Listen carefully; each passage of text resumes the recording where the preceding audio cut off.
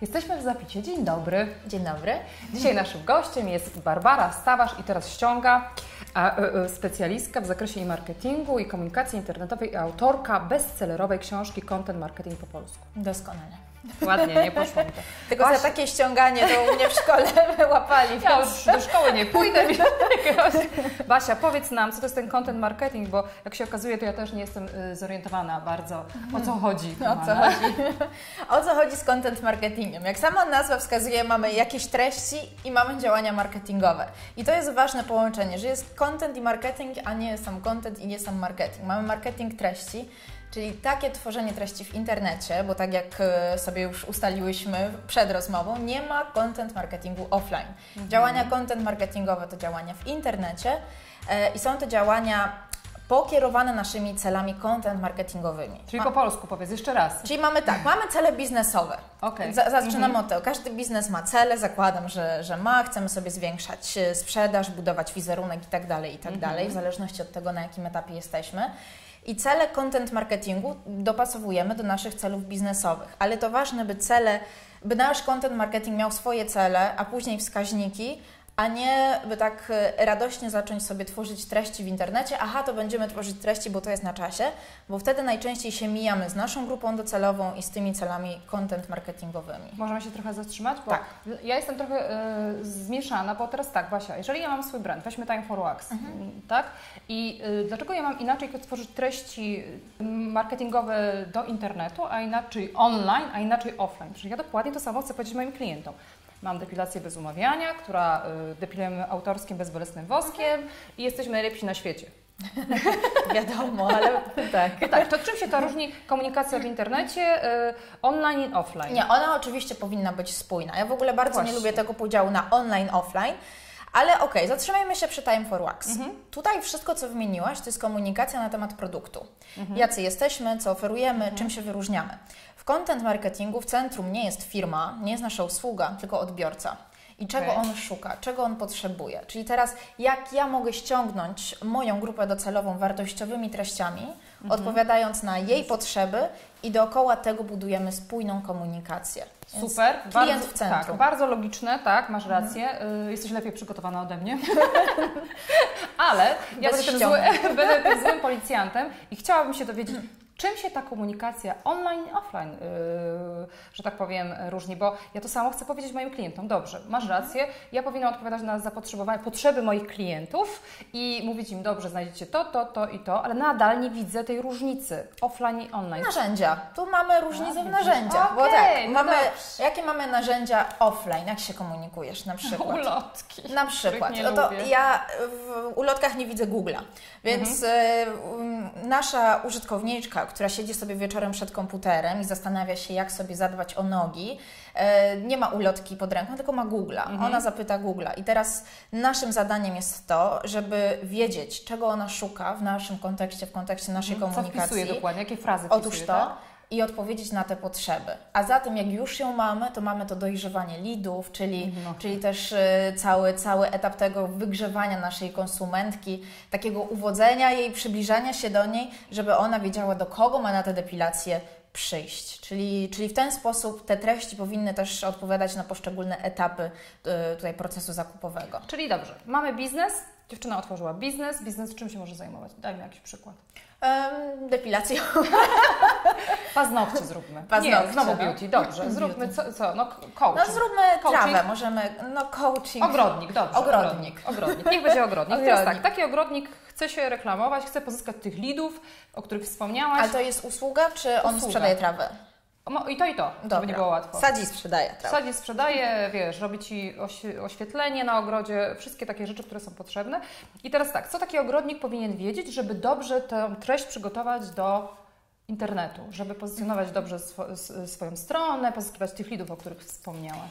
On musi zacząć od tego, jeśli już wie, że ci konsumenci są w internecie, żeby się dowiedzieć, czego oni szukają. Bo też warto podkreślić tutaj, to ważne, że content marketing nie jest dla wszystkich. Jeśli my sprzedajemy bułki na przykład, to jaki byśmy świetny content marketing nie mieli, a jeśli jesteśmy na drugim końcu miasta i mamy słabe pieczywo, to nie przyciągniemy tych klientów. Przez internet. Nie, więc nie. Więc ważne, żeby w ogóle zastanowić się, jaki jest proces zakupowy, ale zakładamy, że jest ogrodnik, którego ludzie szukają w internecie, sprzedaje trawę, przyjedzie w ogrodniczkach bez koszulki, taki jeszcze. Poniosło Cię to? Ma wyróżnik. Poniosło mnie, tak.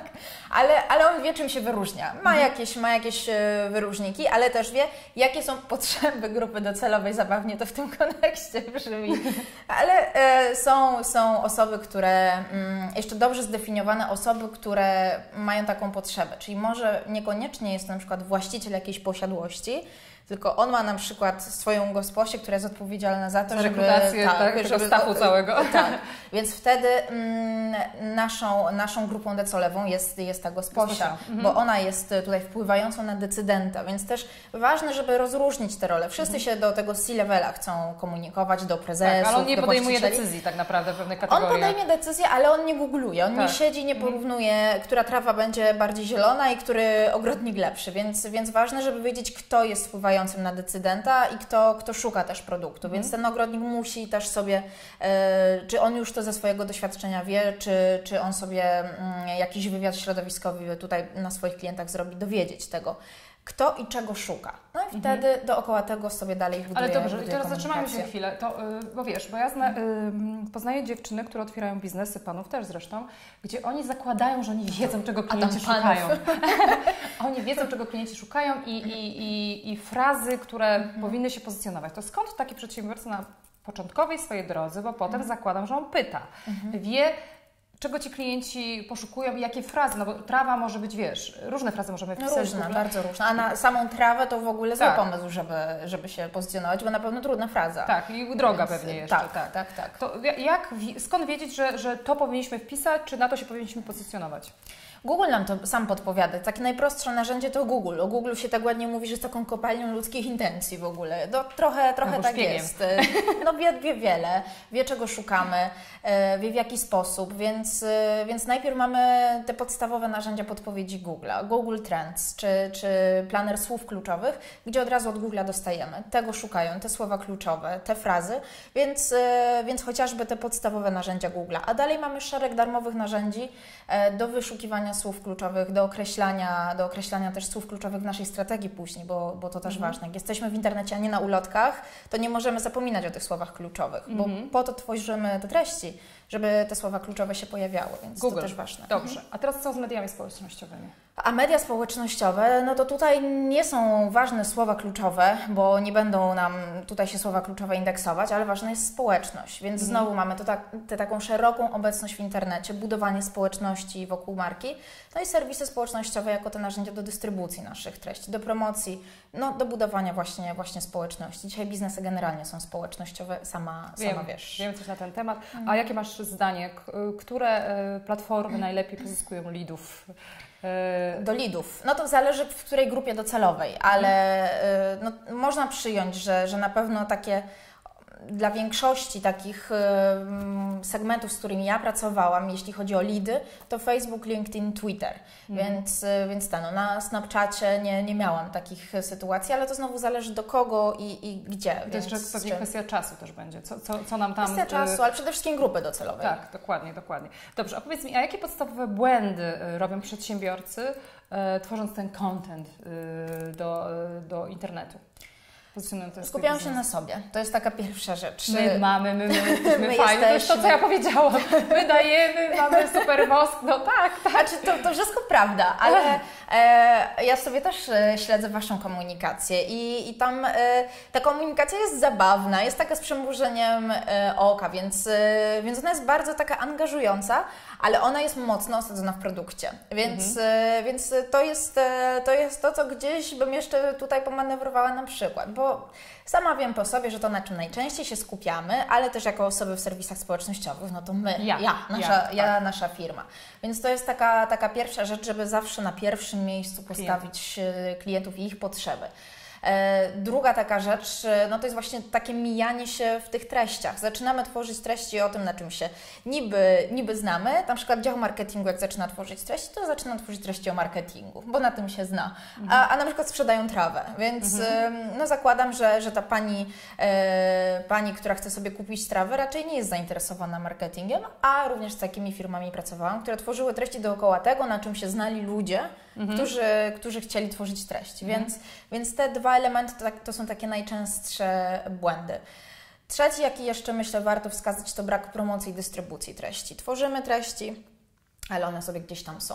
I nie ma tej promocji. Ale jakiej promocji, jakiej dystrybucji? Serwisy społecznościowe, promocja tekstów, czyli też wychodzenie nie tylko u siebie na blogu, na swojej stronie, ale artykuły sponsorowane w miejscach, gdzie jest nasza grupa docelowa. Ale mówisz o AdWordsach? Nie, jaki byśmy magazyn dla ogrodniczek, ogrodników. Mój ogrodnik.pl.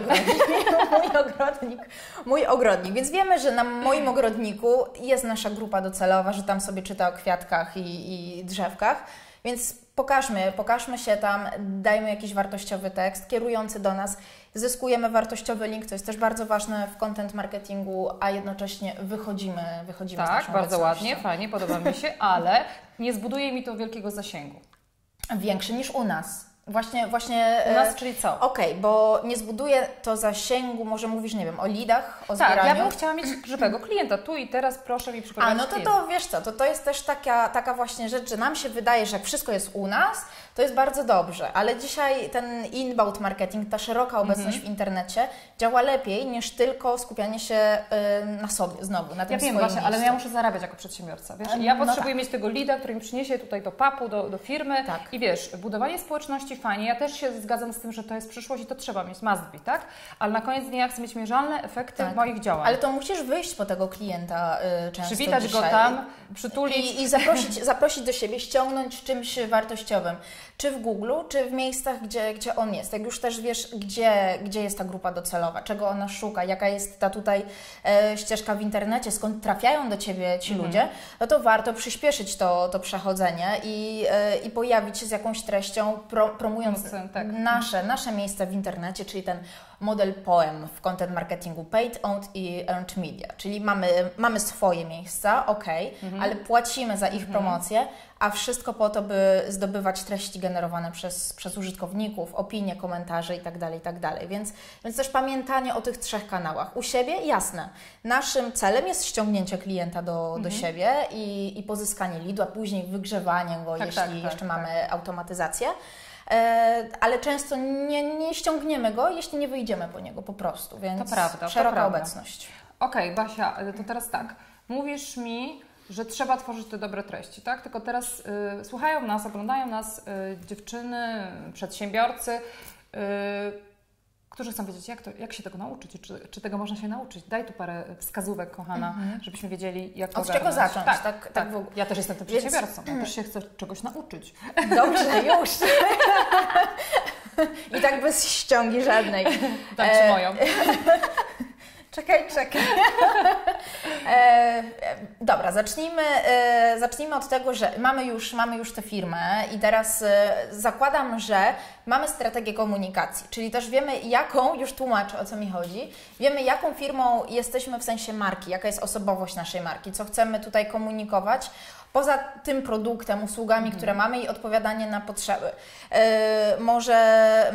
Może na przykładzie, mamy 2 czekolady, mamy 2 w sreberkach, ale jedna będzie nam komunikować radość, a jedna delikatność. Chodzi mi o takie rzeczy, żeby też nie mówić tylko o tych potrzebach, ale też, żeby te treści miały charakter. Bo o tym, jak sobie zasadzić trawę, jak ją pielęgnować i tak dalej, wszyscy już napisali. Oczywiście. To już jest. Więc teraz znowu możemy to robić i to jest też częsty błąd firm, że uważają właśnie, że wszystko już przecież jest. Tak, wszystko już było. Tak, ale przetrwają te firmy, które będą dalej te treści tłuc, tylko na nową kreatywność. Tak, więc osobowość marki, strategia komunikacji.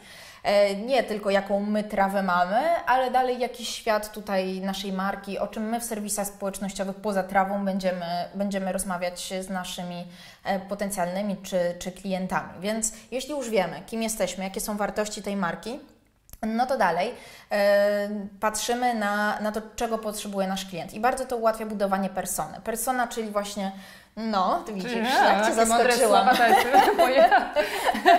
Proszę bardzo.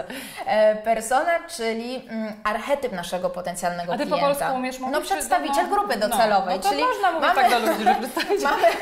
Persona, archetyp, policzek bierze słownik wyrazów obcych i będzie... Mamy grupę docelową. I teraz często mamy demografię, czyli nasza grupa docelowa mieszka tu, jest w takim wieku, taka płeć i tak dalej, i tak dalej. Wszystko fajnie, ale teraz spójrzmy na psychografię, czyli z kolei wszystkie takie elementy bardziej dookoła emocji tej osoby i potrzeb, czyli łączymy i demo, i psychografię razem. I wybieramy taką konkretną osobę, nadajemy jej sobie imię, nazwisko, dobieramy zdjęcie, rozpisujemy, kim ta osoba jest. Czyli jaki ma wiek, gdzie mieszka, wszystko. Czyli robimy szczegółowo. taki profil, tak? Tak jest. Serwisy społecznościowe nam to bardzo ułatwiają, tak, więc tak, najaktywniejszego najaktywniejszego fana, tak, i już mamy gotowca. I teraz to nam ma ułatwić wejść w buty tej osoby i tak się zastanowić teraz szczerze, żeby odciąć się od swojego widzimisię, co często też marketerzy niestety tutaj mają problem. A mnie się to nie podoba. No a to mało ważne, prawda? Dokładnie. Więc teraz wchodzimy w buty tej naszej persony, tego naszego klienta i myślimy, aha, to on jest taki i tego potrzebuje. I wtedy budujemy sobie dalej komunikację, jeśli chodzi o content marketing. Więc on takich treści szuka, tego potrzebuje i dookoła tego tworzymy dalej komunikację. I łatwiej jest nam wtedy się skomunikować z takim klientem, no bo dokładnie jesteśmy bliżej niego. Zdecydowanie, ale jeśli mamy, bo zazwyczaj jest kilka tych person, to też nie załatwiajmy na przykład jednym tekstem wszystkich. Bo nie da się, mamy bardzo wtedy nieostrą komunikację, czyli konkretna persona w tym całym naszym planie komunikacji, konkretna treść. Wtedy precyzyjnie trafiamy do grupy docelowej, w miejscach, gdzie są ci przedstawiciele spod tej jednej persony, tam promujemy ten tekst, tam dystrybuujemy, a nie wszędzie, bo też nie ma. No dobrze, ale ja potrzeby. mam na przykład Facebook dla Time for Wax i mam tam grupę taką, która jest z takimi heavy userami, to jest od tam 20 parę do 30 parę, tak? I co inaczej tą treść przygotowuję dla tej grupy, ale wiesz, rozstrzał jest duży, 20 parę, 30 parę to jest duży. Co, biorę wtedy ten największy odsetek? I tak tworzę komunikację, czy raz mówię do tych, raz mówię do tych? No to teraz tak, bo weźmy, no tutaj mamy akurat dosyć nawet wąską grupę, 25-35, mimo wszystko podobne zainteresowania dookoła tej tematu. Tak.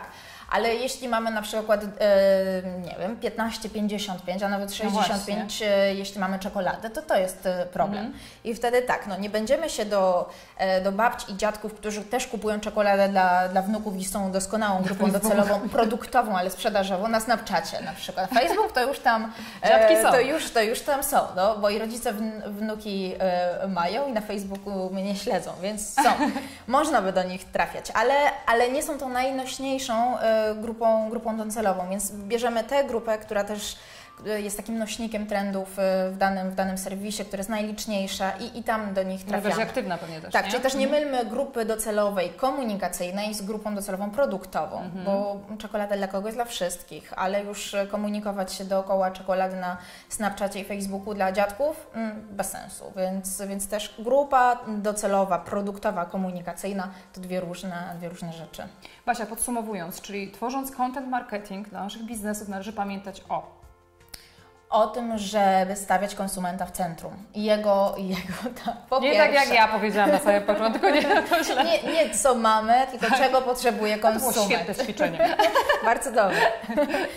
Druga sprawa, nie twórzmy treści dla wszystkich i wszędzie, tylko właśnie tam, gdzie są przedstawiciele tych naszej grupy docelowej, ale te poszczególne persony.